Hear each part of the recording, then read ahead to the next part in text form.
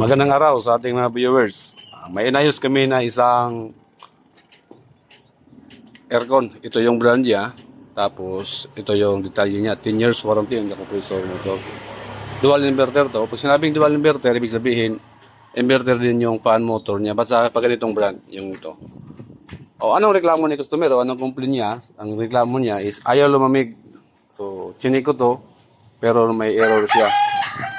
Pag i-plug natin to, i-plug natin yung unit.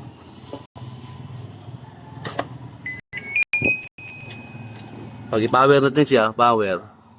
Pag i-power natin siya. So, may rotation yung fan motor niya. Oh. Nag-rotate yung fan motor niya. Pero, kaso lang, after na ilang seconds o ilang segundo, mag-error yung display niya. Nag-rotate yung motor niya. Tapos naka-under yung mahising na yung compressor motor.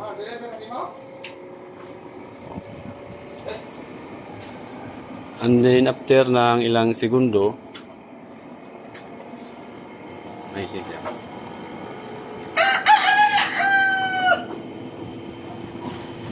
Lamig siya, may lamig siya. Kaso lang after na ilang seconds, mamamatay siya. Usa siya mag-off. Hintayin lang natin.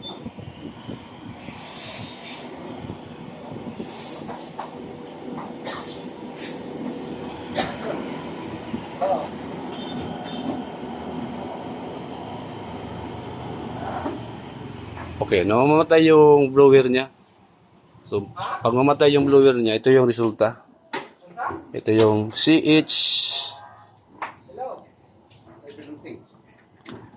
CH67. Yo. Ito yung error niya. So, mamatay siya lahat. Wala siyang function. So, off. Yung unit mismo. CH67. Okay, ginugol namin to. O, pag search mo sa Google, ibig sabihin ito, blower. O, ito yung defective niya, yung blower. So, i-try namin doon na troubleshootin para makuha namin kung ano talaga yung ito yung blower niya. DC volts yung blower niya. DC volts yung naglaran. CH67. Okay, ini-queries regarding ngayon ng mga unit. Pwede ka mag-queries. Ato lang ni siyang i-try karon o atong try of diagnose regarding ngayon na unit. O ano ba talagang error ng CH67 o yung failure niya. Okay, bless you, bye-bye. Have a nice day.